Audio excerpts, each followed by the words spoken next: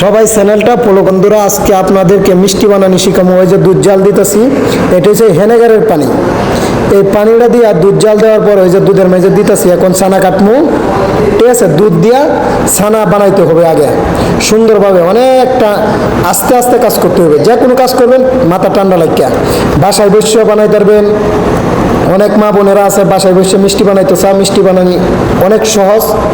দেখেন ছানা কাটলাম, এখন ছানাটা আমি ওই যে ঠান্ডা পানি দিয়া ছানাটা ধুতো করতেছি, ধুইয়া তারপর পাতলা একটা এওলমু, ওই যে পাতলা এর মাঝে আমি ডালতাছি, ডাললে এটা চাকমু।